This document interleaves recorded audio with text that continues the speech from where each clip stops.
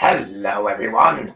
Grover Cleveland, professional pumpkin eater here, and you're watching Inktober on Ink the Book Show, made possible by viewers like the Headless Horseman.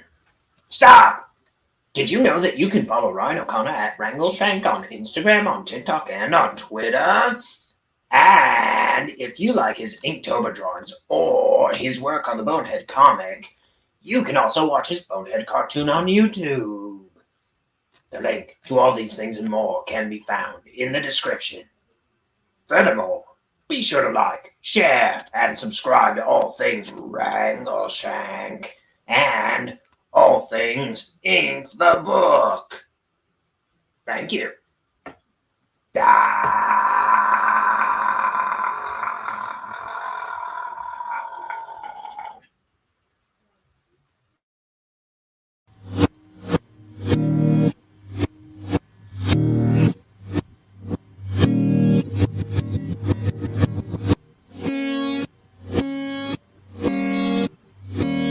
It's time for Ink the Book Show with your host, Ryan O'Connor. And now, let's ink the book.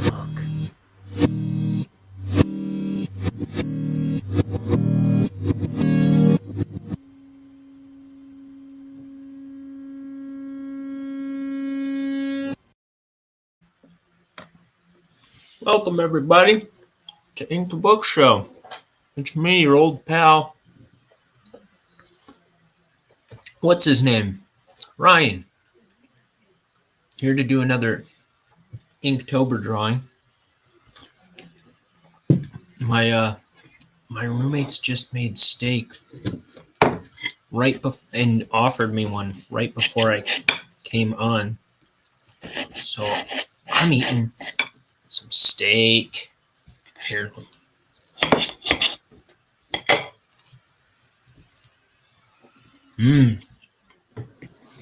But it's work time. It was literally right before I went live. They said, "Hey, come get some steak. We made you a steak." Because they're good people. Oh, but I can't eat steak right now. I gotta draw. Oh, I don't know if you can see. My room is a cardboard junkyard right now. Because I'm making my Halloween costume. That has to be done by Saturday for my family's Halloween party. I lost a day to work on it yesterday. So I'm cramming today. I'm not going to use this pen. I'm going to use this pen. Yeah. And I think I'll be able to finish it tomorrow. Tomorrow evening at some point. No, I don't know what time I'm free tomorrow. I got to look. That would be a good idea.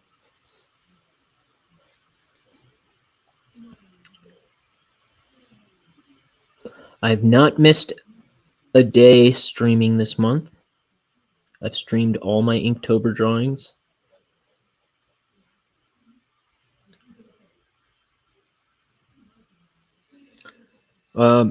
What's the prompt for this one? It is snack. So I've got this monster in the kitchen snacking on some Soylent Green here.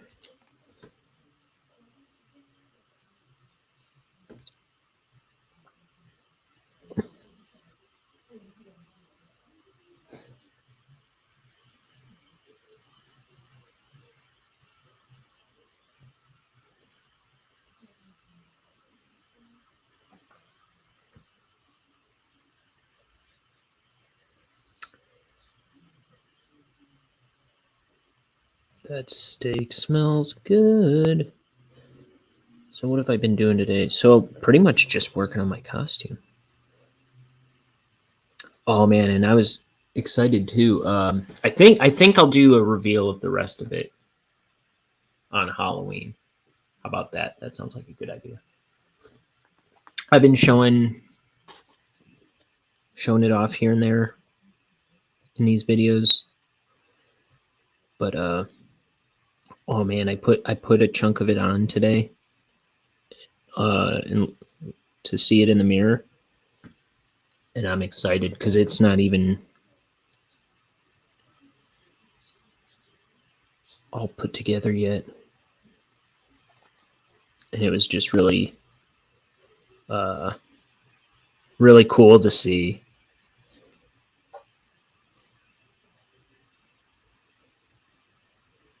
I spent a big chunk of my day doing that. Oh, you know what? Just like every day I do laundry, I started my laundry and I forgot. I gotta get back to that and attend to it. Dang it. What else? Made myself a big breakfast this morning. Bacon, eggs, toast, sausage. I've been doing that a lot lately.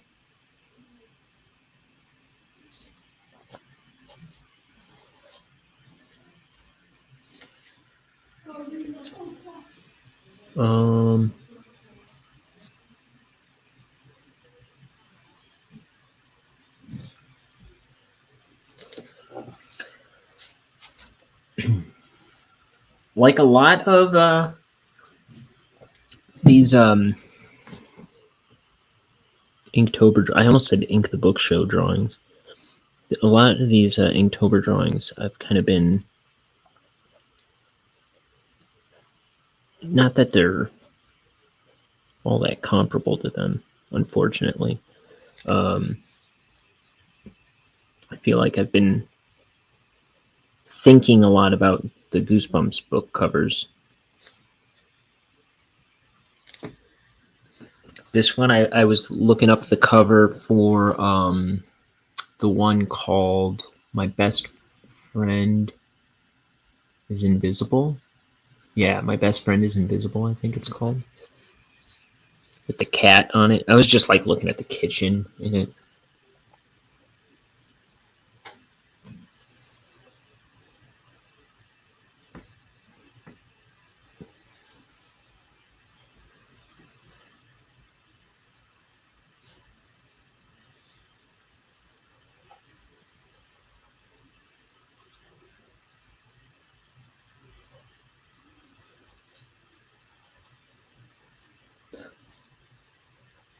You know, I was thinking a lot about Goosebumps earlier this year, and then you know, I found out they were doing that art book of all the Goosebump book covers, and I eventually got that. But before that, my roommate also got me that Say Cheese and Die poster back there. That's autographed. That's pretty cool. I also got up there is it's a little print of the Abominable Snowman of Pasadena, which I got from Tim Jacobus, and that's signed too. So I don't know. I think that's why those are all contributors to why I've been thinking about it so much. I think it'd be cool to write like little novels like that. Little not novels. What would you call them? Little chapter books like that. What else? The other thing that's gotten me thinking about stuff like that is John Swartzwelder's Frank Burley books. I'm on the second one, which does not have Frank Burley in it, but I think all or most of the other ones he would put out are about Frank Burley, if I'm not mistaken. So I've read The Time Machine did it. I'm reading Double Wonderful right now, which is it's like an Old West story about a town that wants to be famous. So it may not necessarily be Old West-y.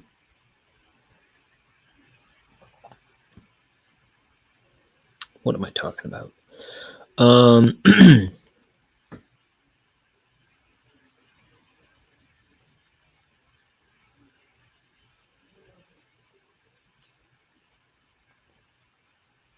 But the Goosebump book covers were always so captivating. See, look, I incorporated the black and white tiles that the checkered tiles that Tim Jacobus would always put in the Goosebump book covers. The only thing I haven't done, or that I didn't do that I should have done, because I don't like these straight lines all over the place, especially my boring tendency to do them perfectly horizontal and vertical. That's a bad impulse, I feel like. It's too straight on. But what I should have done, like, Tim Jacobus would always do, like, the bowed. He would do, like, these fisheye, like, angles. Let me show off this book since I'm talking about it so much. So we got the Goosebump books. I've been showing off this book so much, and I feel like I just talk about Goosebumps and stuff on this every day. But this is what I think about when I'm drawing. Where's a good example? It's in so many. Like, it's in here a little bit, the curved, like, perspective. It's kind of bowed. It's a little subtle here. Let's see. There's something like here. There's a good example of it. It's like fish-eyed.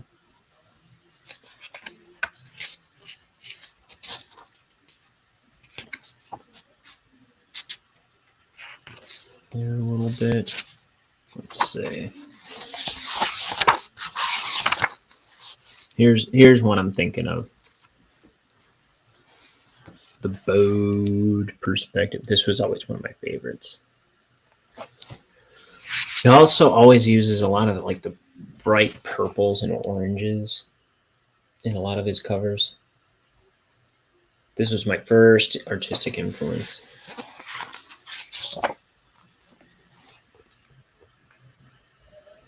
Okay, anyway. Put that back. I gotta finish this drawing before my steak gets cold. Which is happening as we speak.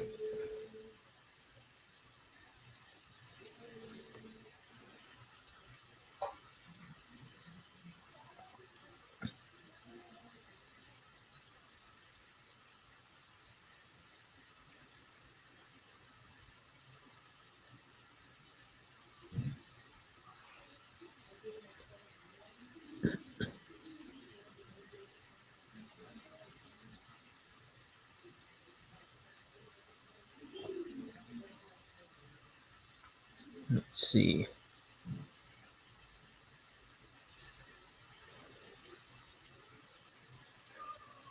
I'm amazed at how much of my time making this costume is taking up, this cardboard costume. It's like I started it, and it was like 6 hours had passed like that.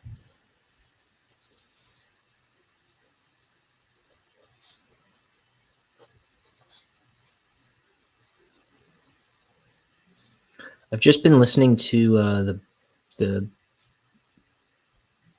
Bill Burr podcast.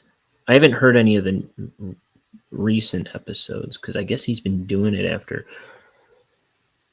I'm listening to the oldest ones from back in 2011, but I guess he's been doing it since 2006, maybe. It sounds like, because he says in one of the, I think it's the first one I listened to, he mentions he's been doing it for 3 years. I can't do math. Maybe that's 2008. 8, 9, 10, 11. I went the wrong way from 7 in my mind.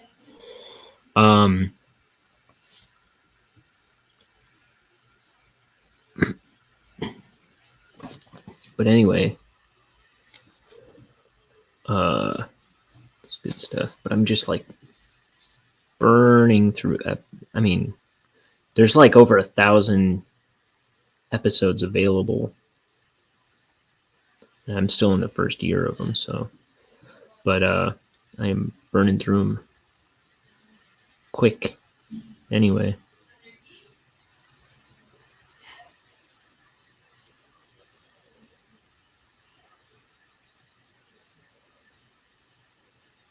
Oh, I was gonna text my buddies about some top secret stuff.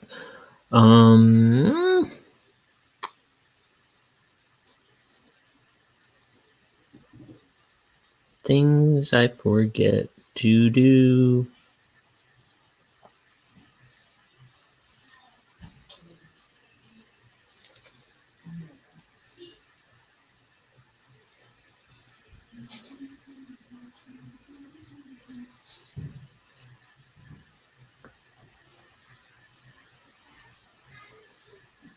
Let's see if I can work this word into here.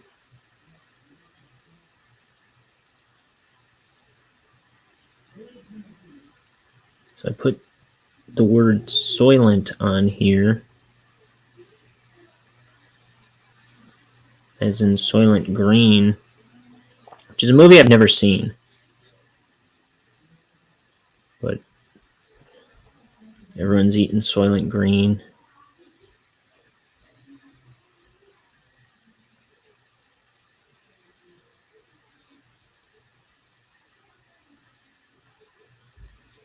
And then you find out Soylent Green is people. It's people.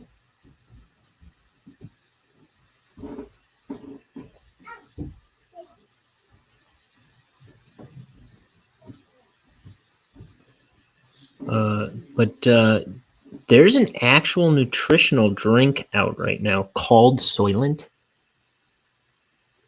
And that just seems like, what kind of weird decision was that to call it? Like, that's not even a word. As far as I could tell, it's not like a proper word. So they just named it after Soylent Green, apparently, as far as I can figure. And then other things I was looking, like, there were other unsavory things that are associated with that name, as far as I could see. I was like, why would you name your nutritional drink after that? Or why would you name it that? That just seems like such strange, bad marketing.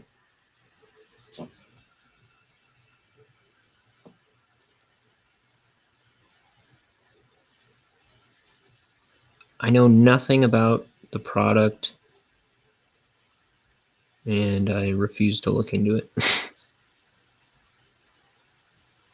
But I've seen it in stores, and I was like, why would you call it that?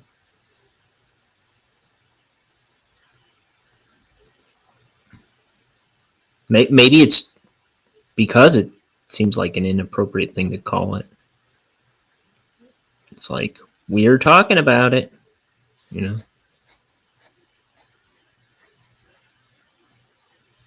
Maybe that's the idea.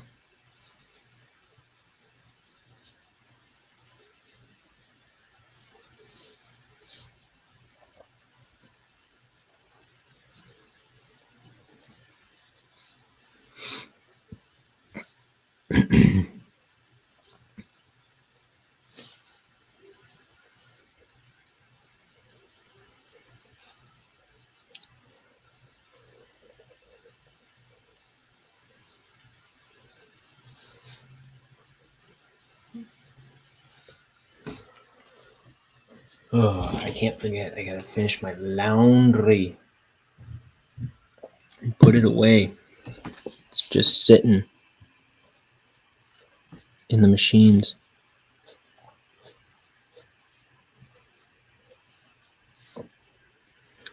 Oh, there's a what do you call it? A Kickstarter campaign I've been wanting to back, and I have a bad habit of doing this at this point. because I've done it twice with 2 campaigns that I really wanted to back. But it's down to the last day, I guess, to back the last 40. Well, I got an email saying it was the last 45 hours earlier today to back. I'll show you its companion. If I can find it. Here it is. So there's this artist, Jason Brubaker. Let me show you Jason Brubaker a little bit. I have one other book by him, but I've read other stuff of his. And I've showed all these books before on these streams. But Jason Brubaker, this is the last book he put out. The most recent book he put out, I should say, called Phobos, which is also, I think, the first thing he made. Like, he made it when he was in high school, and then this is his, like, repackaging, retelling, redo of it. It's like a 300-page graphic novel.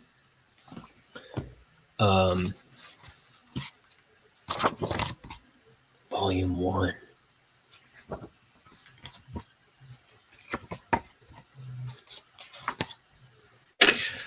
He does a lot of these 2-page spreads, art spreads. And he used to be a storyboard artist for like DreamWorks. I think he's also done storyboards. I think he did storyboards for the movie Blade when he was a kid, pretty much. He's still a pretty young guy. This girl, she's going to start a new job as a laboratory assistant for this scientist.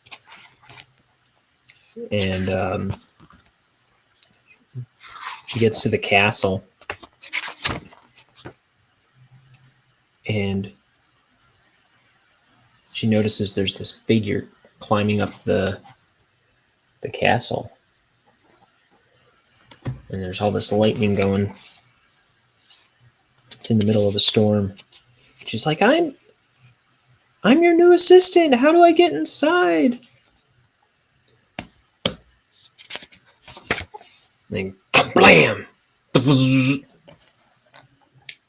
Lightning strikes. The guy falls. She goes, no! Runs over like she's going to catch him or something. And falls into the moat. Are you okay? No, into the bushes next to on the other side of the moat. She goes, are you okay? She goes, I just bought this skirt. She dives in. Look at that. It's like, it's very cinematic. There's like not even a lot necessarily going on here, but it's like very cinematic, very cool. And she's swimming through. You can kind of see like bones and stuff on the bottom of the moat. Oh, gross. And she gets to the bushes, peers through. The hand reaches out. Got you. Come on, come on. Just hold on. Splork. Pulls off this whole arm. What's going on here? Someone help! His arm broke completely off.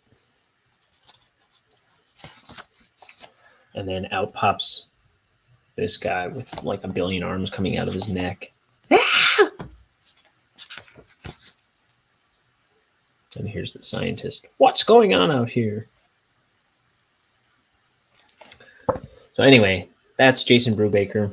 He's got other books out there too. I think if you check out, he has a book called Sithrah, Sithrah, and that's on Webtoon. I probably read 90% of that. But anyway, a couple of years ago, he put out this cognitive drawing book. It's a 90-day workbook to help you get better at drawing. And it's like essentially you look at this drawing, then you cover it up and you try to draw it from memory as it was, as close as you can without looking. And then, like, look at that. That's tragic. That's tragic. That's what I thought I just saw, right? Then you look above and you draw it while you're looking at it. And because you're looking at it, it's going to look pretty close. Well, then you cover up your drawings and then you try and draw it from memory again. And it should be a lot closer this time because now you've actively tried to copy it motion for motion. And now you've kind of got it in your head. Oh, and look, I wrote a note here. Very jittery from too much caffeine, 9/11/2020. And then it just kind of does various versions of that exercise throughout the book. And then there's other kind of little lessons and activities throughout the book. But it's mostly a lot of that. And then, so you do it with this eye. Cover it up, try and draw it from memory. Well, kind of not the same, but close. Because I've kind of was anticipating having to draw it when I first looked at it. And then, because I'm like now you're used to what the lesson plan, right?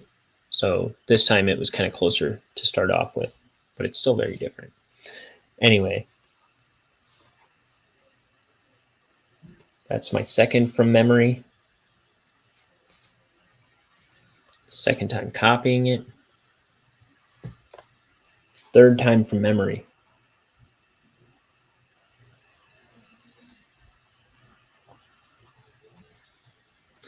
Anyway, draw a full-bodied flexing man from memory in the space below. He can be flexing in any position you like.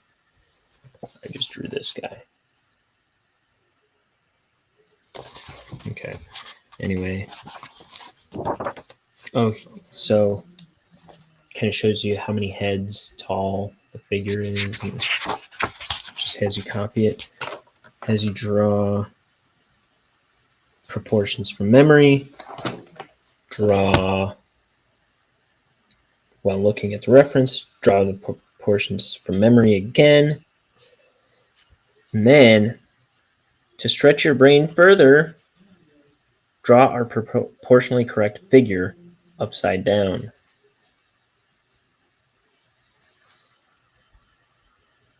And that was tricky, but that was fun.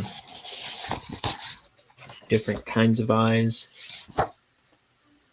Vitruvian man proportions. Muscles. So this gets into the skeletal structure. Anyway, but this is the male figure, and right now he's got a female figure. Jason Brubaker, cognitive drawing, female figure, and I guess it's only up for a few more hours, the Kickstarter. So I want to back that.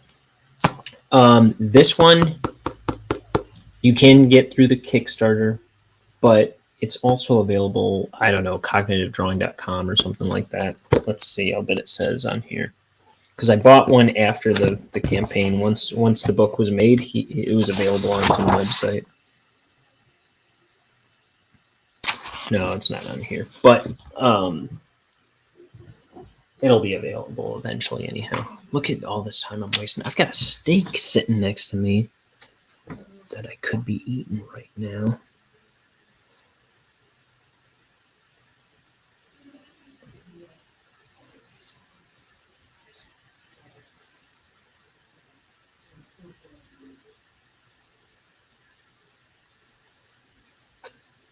Let's wrap this up.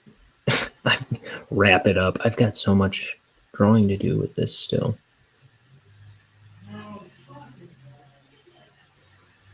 My roommates are watching sports. I think they're watching hockey.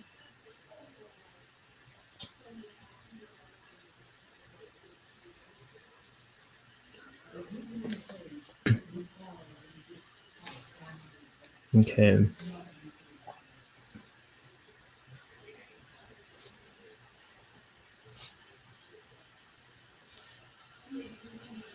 Oh, crumbs.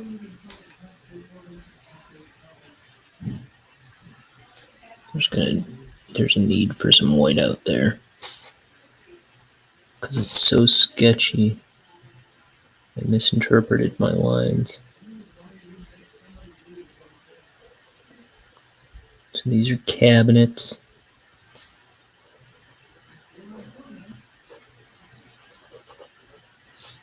Also, this dark stuff looks like I inked it already to me, but I didn't.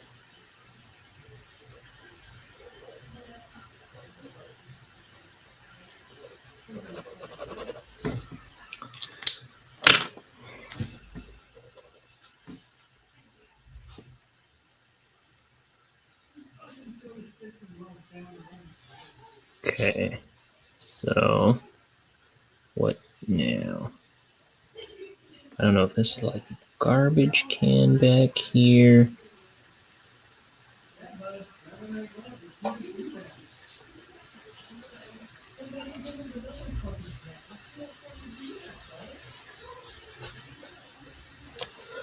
And then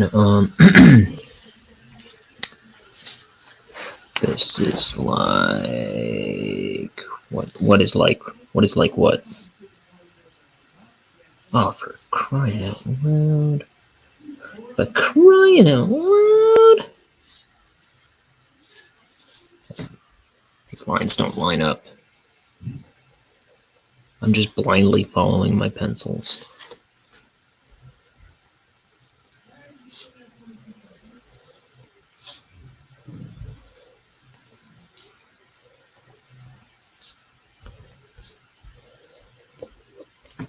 So,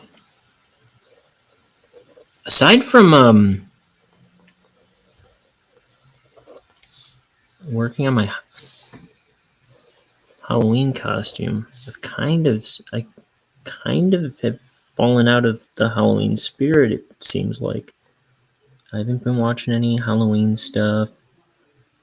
I haven't been working on my Halloween playlist that I work on every year. I was going to try and make a Spotify version of it.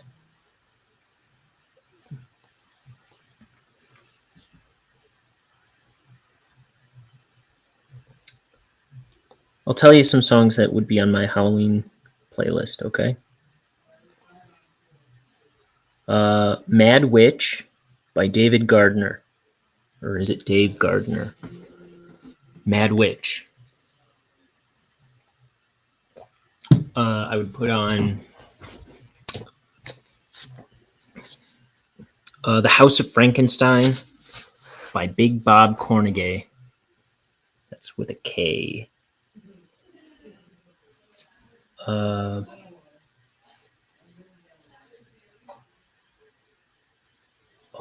What is the title of this song? I gotta look it up. Riboflavin flavored, non-carbonated. Wait, I think I've got it. Riboflavin flavored, non-carbonated, polyunsaturated blood. Put that one on there. On your playlist. Riboflavin flavored, non-carbonated, polyunsaturated blood. That'd go on there.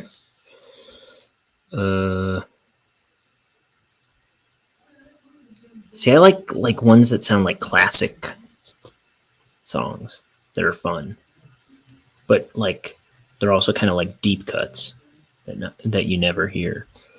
I mean, there's The Blob by the Five Blobs, whoever they are.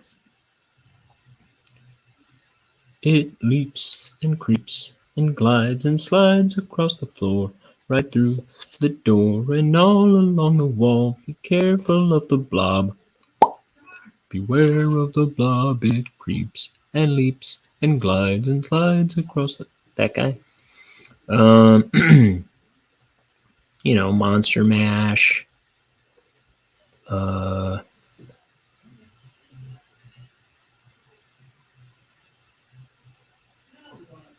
Actually, Bobby Boris Pickett in the Crypt Kicker 5 or whatever it is,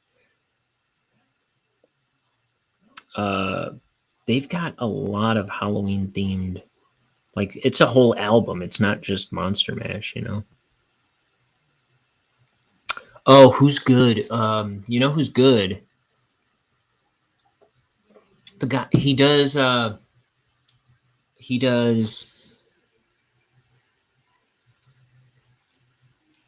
I put a spell on you. Screamin' Jay Hawkins. Screamin' Jay Hawkins. He's got a lot of Halloween music. It's good. Like, and it's like classic sounding. Uh he's a nut. He does a lot of that like, but he's got a great voice, and he does a lot of Halloween stuff. I'd have some version of Dem Bones, but I've got like like more modern songs on there too. Let me think.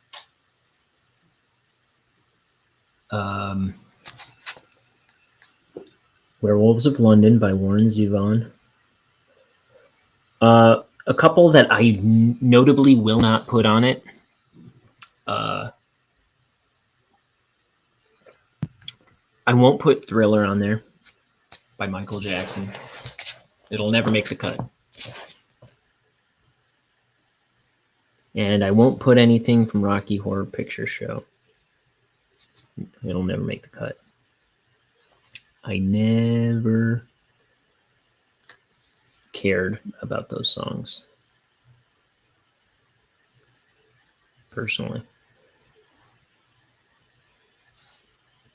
Nothing against Michael Jackson.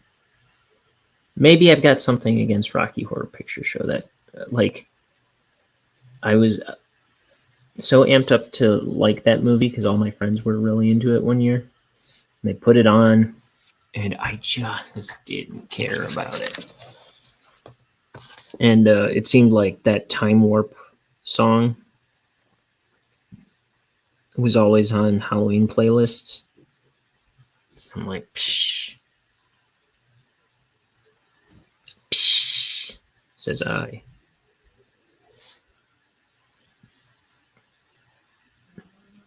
What would I put on it though? Zombie Zoo by Tom Petty.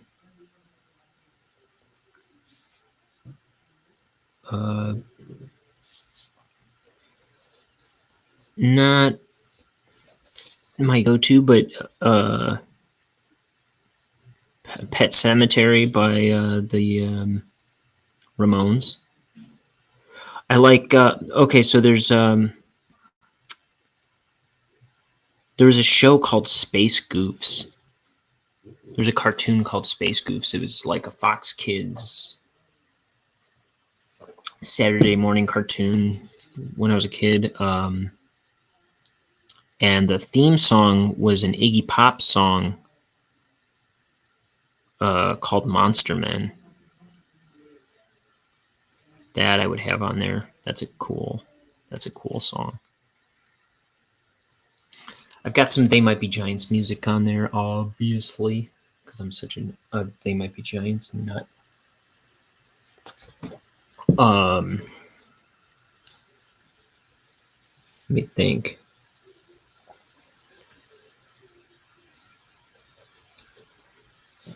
I've got a bunch of deep cuts by them, so that they would not be on my like. There's stuff that is just not on Spotify that wouldn't be able to make the cut if I did a Spotify version of it. like a song called Headless.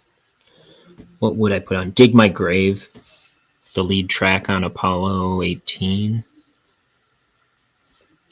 There's a song called Spider. I might have that on there. There's a Drink Me song called Little Green Men. I would put on there. Grant's Tomb, also by Drink Me.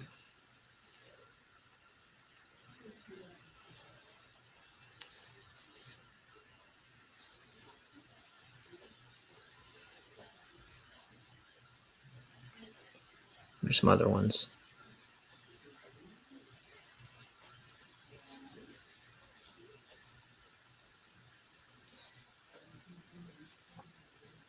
Wish I could think of anything. Halloween. You know what? I could open up my iTunes and take a peek.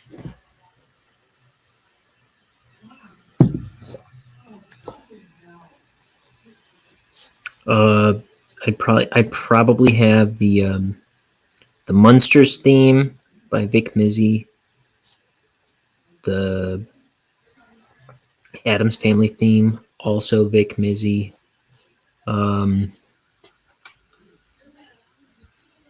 Let's take a look. Halloween. After crying out loud, iTunes, you pain in the neck, yeah. I've got the Ghostbusters theme.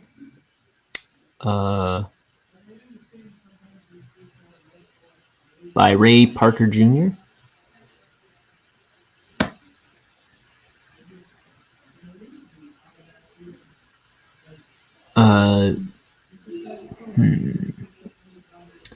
City of the Damned by the Gothic Archies. I don't think you'll find that on Spotify.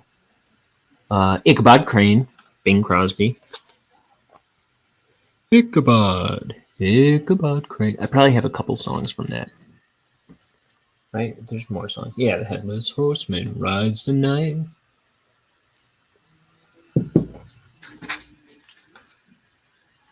Strange Brew by Cream. Witchy Woman by the Eagles. Also, that's not my go-to. Possum Kingdom by the Toadies. That's a pretty creepy track. I think I heard that it's about vampires. Pumpkin Pie by Lemon Demon. Planet Claire by the B-52s. Blood and Alphabet Soup by Marcy Playground.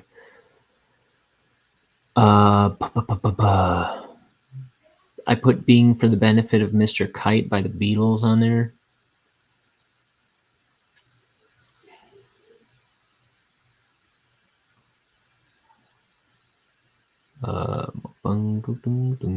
People Are Strange by the Doors. Psycho Killer, Talking Heads. That riboflavin flavored non-carbonated polyunsaturated blood is by Don Hinson. Creepy Doll by Jonathan Coulton. Love Potion number 9. Coming Up From Behind, also Marcy Playground.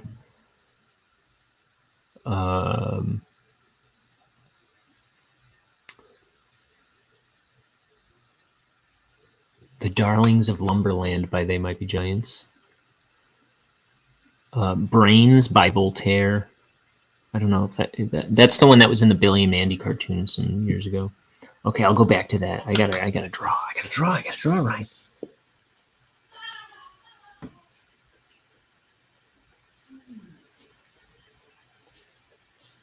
Here's how I was kind of doing this.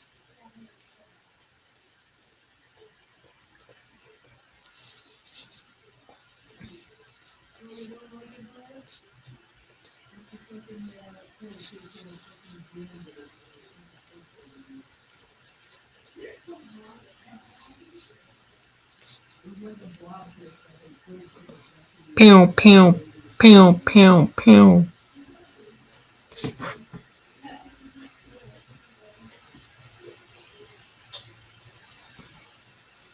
So, pew, pew, pew, pew, pew, pew, pew. See, I think on my last one, I was talking about not doing sketchy, like half-hearted lines like this when it is it's kind of like background, and I don't know. I don't want to say just like because it's background, you can just kind of like, but like you don't want to make them too hit. Like I'm telling you, I see people do like this kind of stuff in their ink. Like you don't want your lines looking all like scribbly. Like I mean, like there's the like if you can do it well, like it'll look kind of like fanned or staggered, but you don't want to just like scribble your lines haphazardly if you can help it. Not that I'm king of drawing lines or anything, because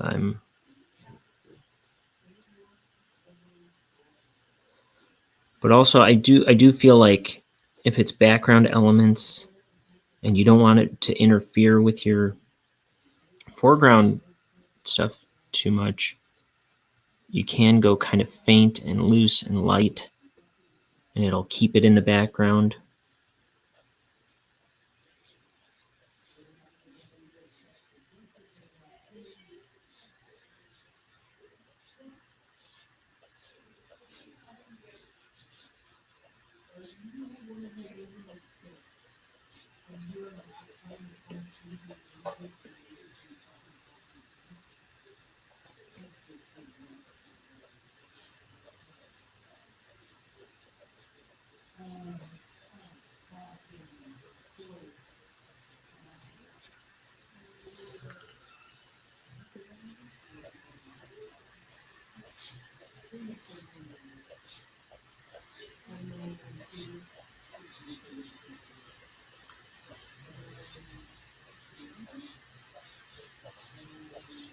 So I've been listening a lot to the Bill Burr podcast. I don't know if I said that on this thing, and then I also watched one of his specials a little while before I came on here. I like Bill Burr a lot, but Jiminy Christmas with the blasphemy or the what do you call it? Taking the Lord's name in vain like every 5 seconds, man.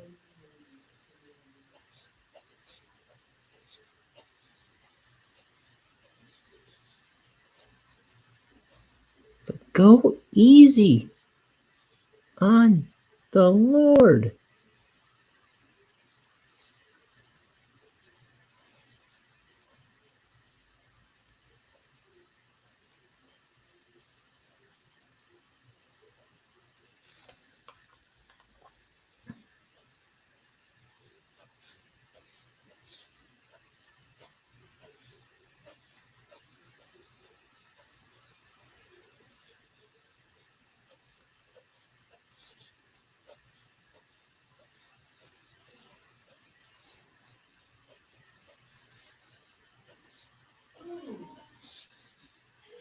But he's a very funny guy. He makes me laugh a lot.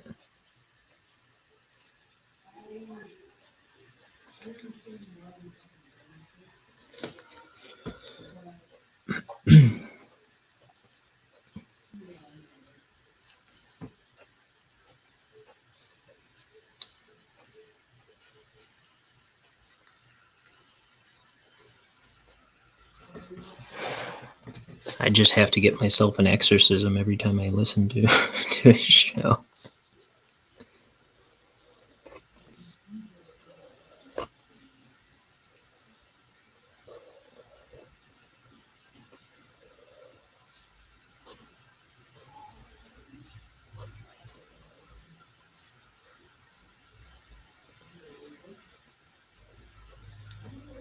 This oven is suddenly reminding me of Home Alone, where he goes down to the basement and sees the furnace, and it's like, "Hello, Kevin."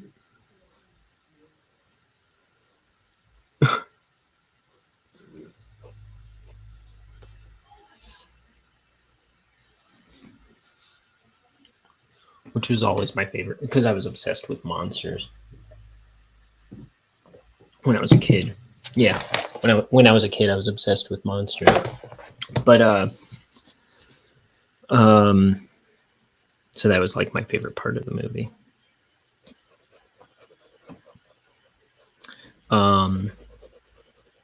There was a lot of movies like I loved Dumbo, but because of the pink elephant sequence, and my favorite part was when it's like the guy marching, and he's just made out of elephant heads. He's like 12 elephant heads.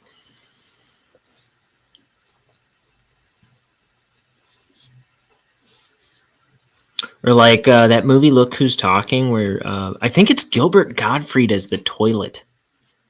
Right? There's a talking toilet in it. He's like, "Hey, I'm Gilbert Gottfried over here." I don't know. He's just yelling at the baby.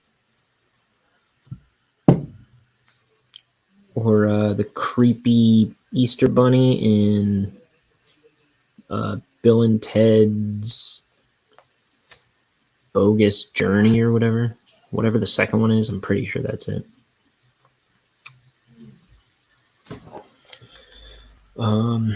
Yeah, that stuff was always my favorite.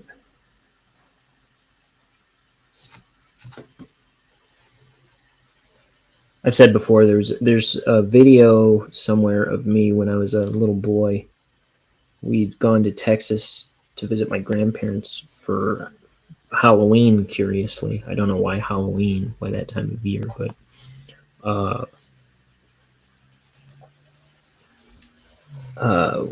we were all going to bed.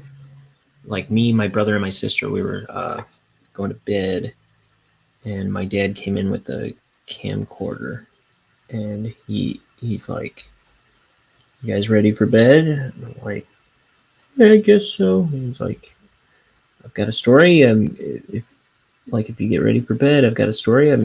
I've got to read to you." I'm like, "Oh, cool." He's like, "It's a monster story." Oh, no, he doesn't say that. He's just like, "You want to see what it is?" I was like, "What is it?" He's like, "Look." And I look at it. I'm like, "Monster story?" Monster story! And suddenly I'm like 100% on board. I don't think I knew Halloween was coming up exactly. I don't remember realizing like we were there the week of Halloween until like maybe the day before when I think we like got costumes while we were out there. I was a pumpkin. I had a little plush pumpkin mask that my mom still has.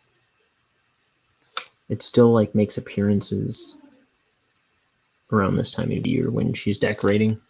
She keeps all of the old costumes with the decorations.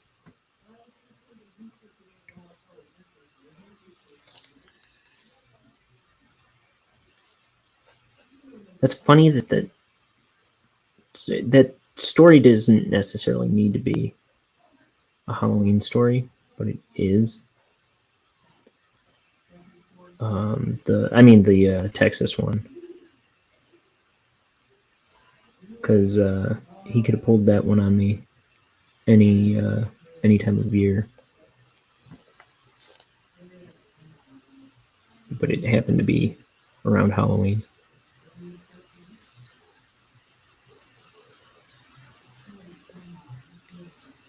But yeah, that's why I liked. I was really into Ninja Turtles and Toxic Crusaders and Battle Trolls because I liked mutants and scary creatures.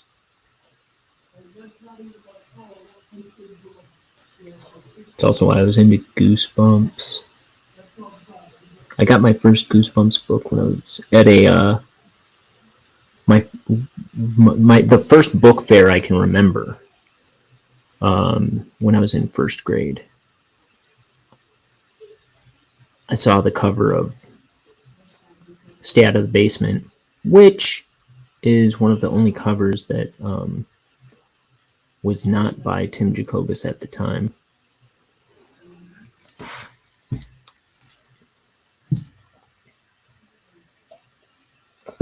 And I was hooked on Goosebumps ever since. After that.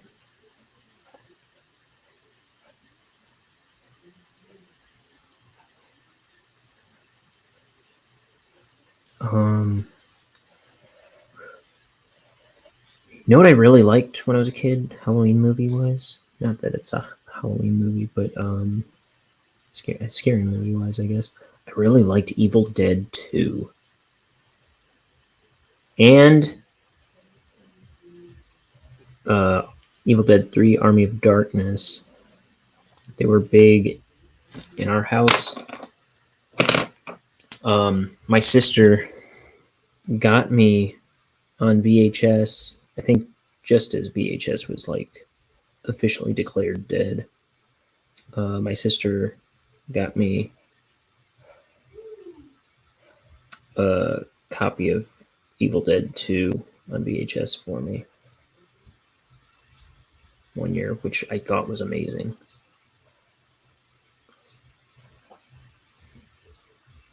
And that had to be like right around 2006, maybe a little before that.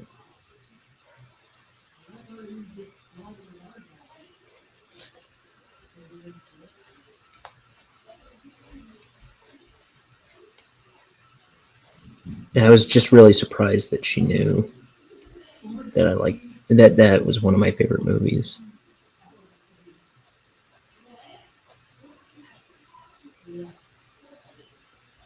Like that she knew it would be a good gift.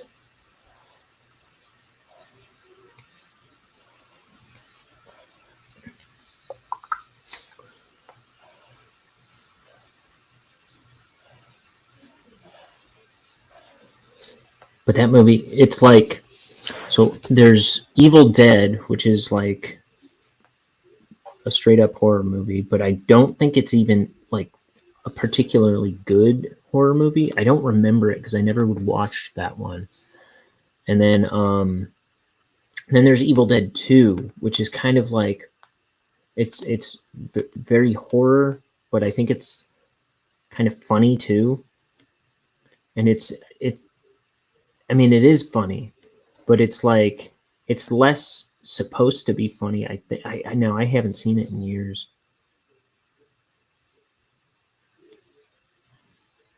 But it's a little less deliberately funny, I think. I don't know. It's like a little less like I think I tried showing it to my best friend at the time and he was like, I don't want to watch a movie that's accidentally funny. I was like, it's not accidentally funny. But I just really loved that movie. And then like Army of Darkness is just like over the top, like it's a crazy movie. But it's definitely like way goofier too.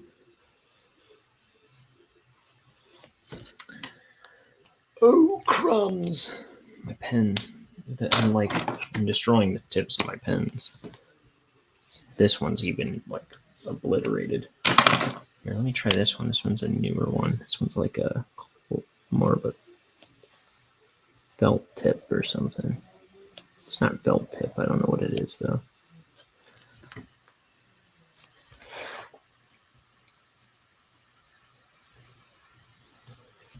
I'm gonna do a bit of a shadow under here.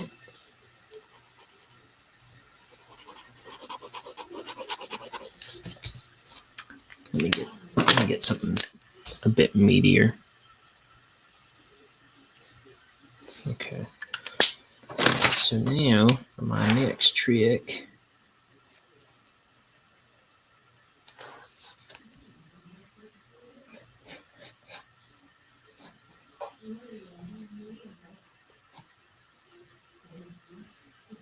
Oh, you know what? This shadow should cut off there because then it goes up. Like this is where the wall starts. or the pantry or the cabinets start. So that shadow's got to go once it gets to that surface. You know what I mean?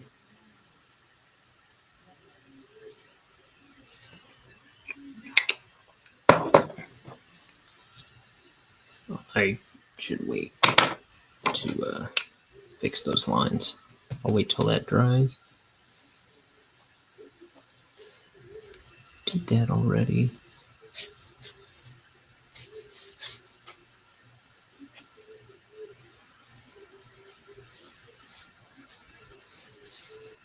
So I'm trying not to do what I was just talking about and not be like scribbly here. So I'm trying to do like wood grainy type stuff that does not just look scribbly. It's a little more calculated.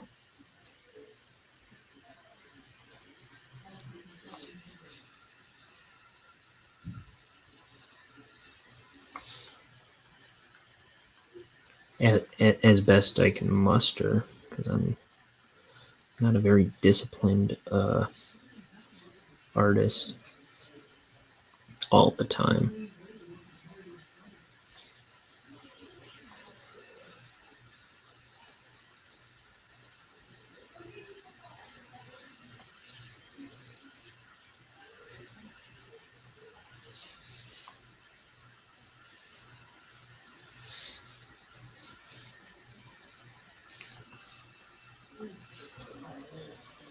Let's see.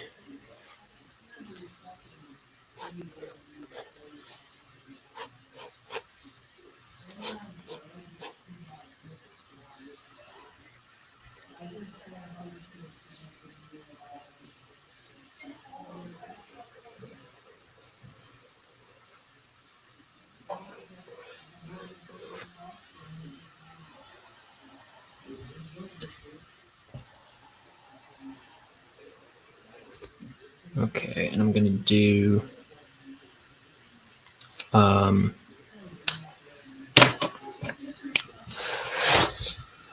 actually ease into the shadow a little bit by doing some kind of like little lines to taper it. I'm gonna use this again for the dark tiles.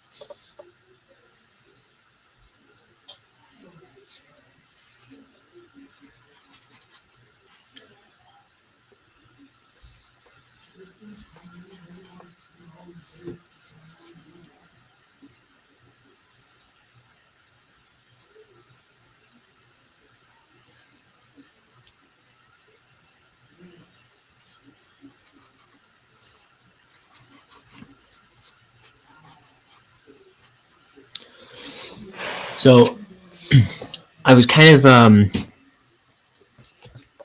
when I was trying to do the continue, like I had the tiled wall here, and then I was like, well, should I continue it on this wall?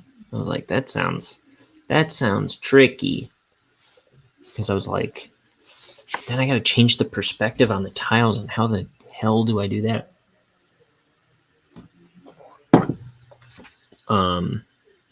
So I was like, no, I'll just leave it blank. And I was like, what a coward. Don't be a coward. So I started drawing them. And then it just looked like I just continued the pattern straight across, like there was no wall break. I was like, well, that's not right. So I erased it all. And then so I had to think about it for a sec, which I don't like to do when I'm drawing. But you just make them narrower. So to do that,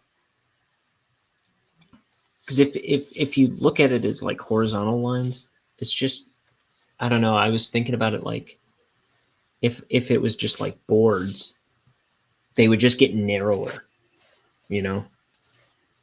Like this wall would be narrower, at least far away it would be before it gets close to you. because these would be just like regular, like where's my pencil? No pencil? I had one at the start. Oh, here it is. So if I was just doing like a wall of like wood panel, it'd all be like that, right? And then if it once it came around the corner, it would be like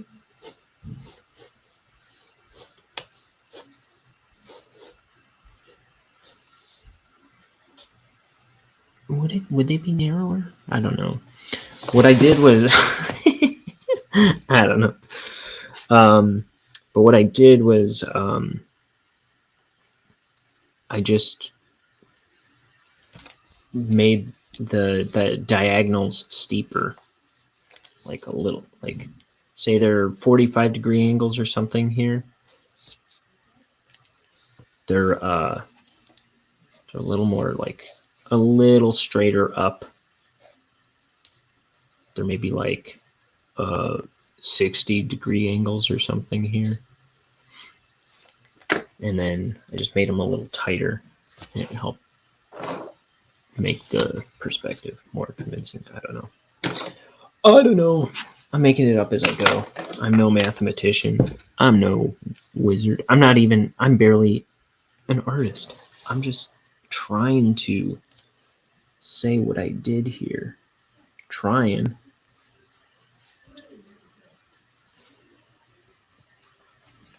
Oh, yeah. I was using this.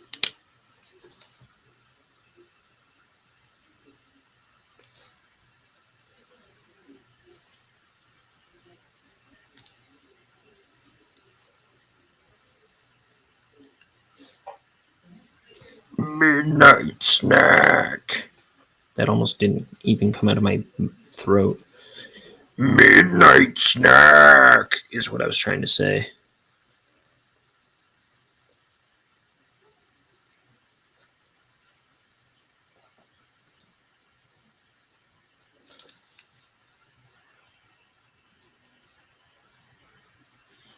Midnight snack. Blah.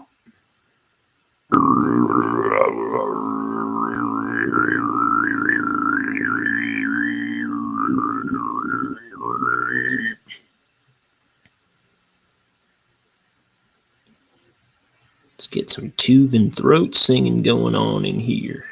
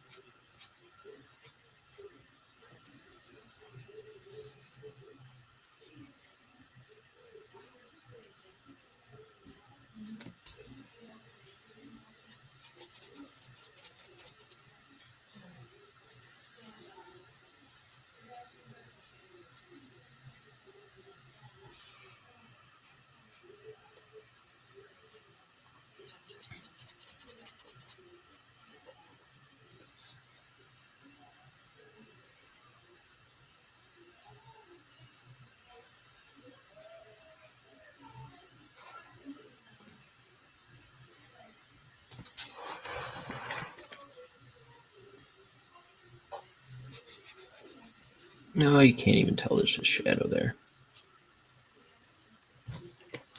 In the end, it doesn't even matter.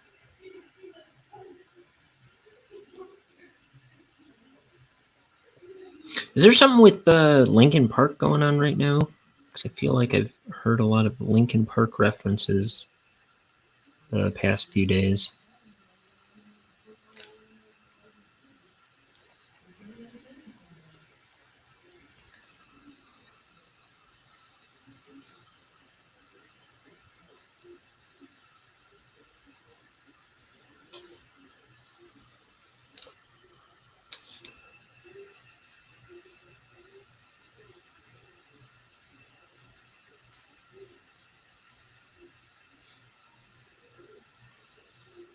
Okay. Just throwing some shadows in here and there. All willy-nilly.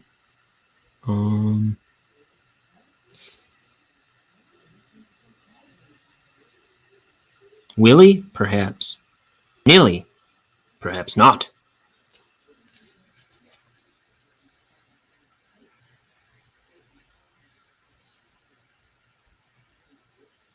That's from Futurama. What did they say? They said, it's like, Mumbo? Perhaps. Jumbo? Perhaps not.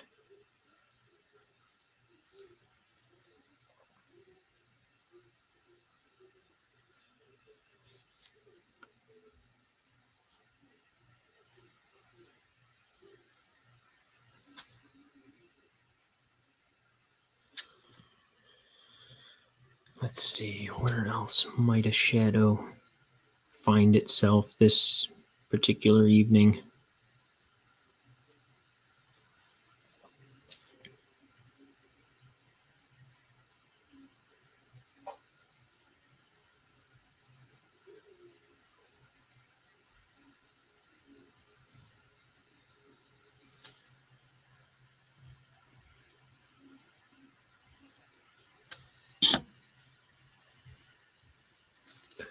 Not that those are supposed to be shadows, but I think I'm gonna try and beef up some of these lines. Going for the undersides of the forms.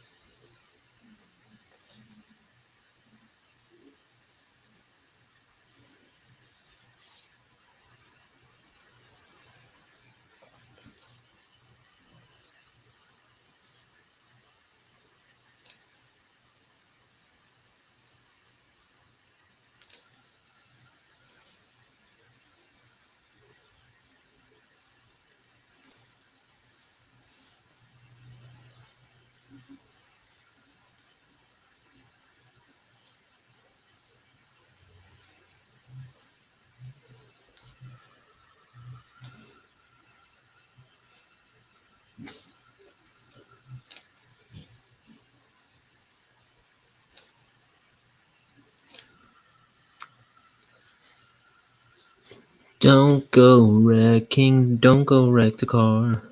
Don't go wrecking, don't go wreck the car. I didn't. This bag of snack disappears.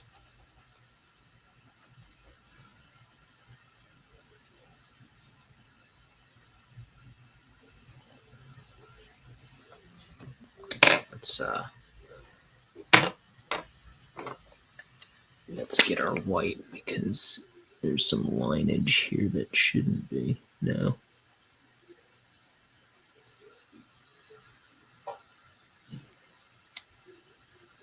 Okay. Okay, do we want more? Let's see. Need some more.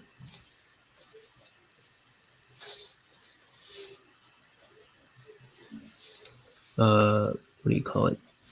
Wood grain.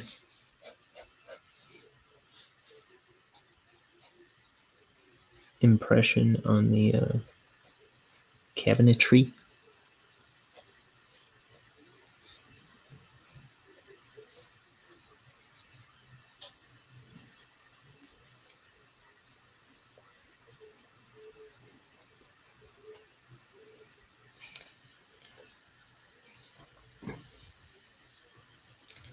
I forgot there's a steak sitting next to me. And I have to do my laundry. Those are two things I can't forget. Okay.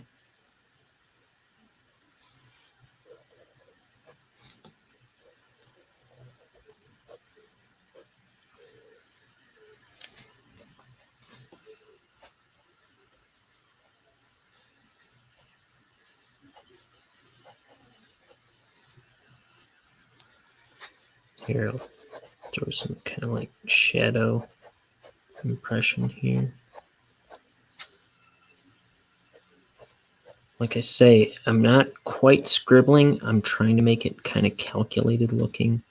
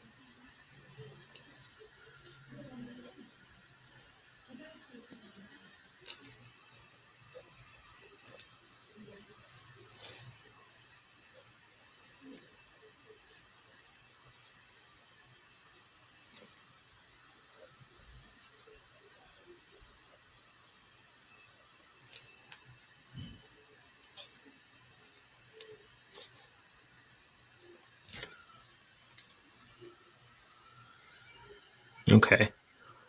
Am I done yet? No. A dang fool's work is never done.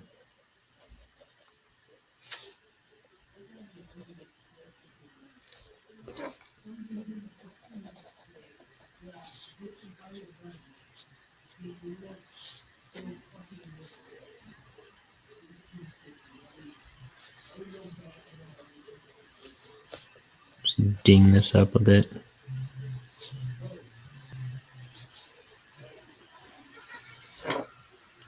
And that's how you draw this particular picture. Everybody? Now you following at home, does yours look precisely like this?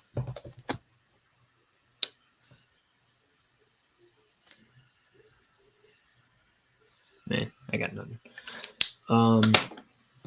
Maybe one added touch to kind of like make this surface separate. I need the perfect pen to pull it off. One that works, even.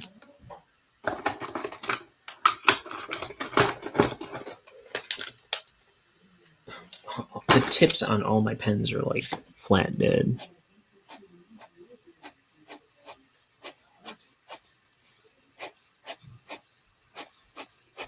This is like too fine. It's not gonna survive.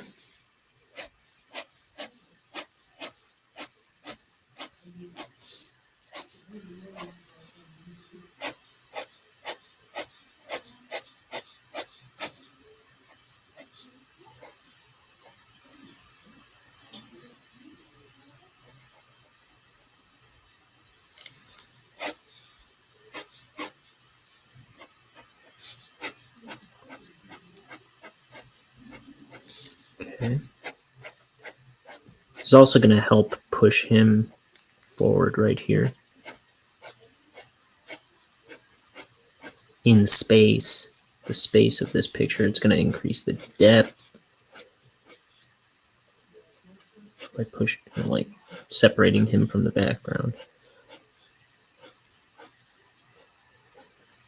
It's going to differentiate this wall from the other wall just enough to I don't know, make bump up the clarity. Okay, there's our drawing. I'll be posting this to my Twitter, to my Instagram. Here's one I didn't do on the, it's not the most wicked hardcore drawing I've ever done, But I did do a drawing one of the days where I did this little witch. Huh? Oh, isn't she cute? I did that off stream. Here's the zombie head I did after an Inktober drawing. I was like, I need to get some more color on my page. Like just doing the Inktober drawings. Look, I was like, it's getting so plain. And it's like, people like go onto your page to check out your stuff, and then they're just going to see all these black and white drawings. And I feel like it's not the most appealing page in the world, because usually I've got all kinds of stuff going on. You know what I mean. But anyway, that's the drawing. I'm going to clean that up and post it. Also, in the description of this video is going to be my link tree, which has links to my social media, my YouTube, my Twitch, depending on which this is being watched on. The other option is also available. The cool thing about the YouTube is that it saves the videos, so you can see me ink my whole 250-page graphic novel of Bonehead. The last pages I'm going to be digging into within the next week. I'm working on pencils now, and just real slow going this last batch of pages, because I was also writing them and figuring out how to make it work within the context, because it was a rewrite of a scene, and I was trying to make salvage as much of the original comic or the original pages I had already drawn, and then but add to it and rework it. So it was just a little complicated and tricky, and now I'm still drawing them, but those last few pages will get inked on this channel in the very near future. I think there's about 8 pages left to do, 8 to 10 pages. I think it's less than 10 pages for my first graphic novel. So that's exciting. But if you want to see me ink the whole book from cover to cover, other than this scene that I'm working on, it's all archived on my YouTube channel. But I'm always putting these videos up on Twitch as well. What else is going to be there? My social media, my what do you call it? TeePublic, where you can get mugs and T-shirts and stuff I've drawn. All right, I'm out of here. Tomorrow's prompt for Inktober is what? I looked it up so I wouldn't have to look it up now, but my memory is a flaming bag of dog poop to be stomped on at your doorstep. Tomorrow is camping. That sounds fun. So there you have it. I'll be drawing something for camping tomorrow, and then some artistic advice.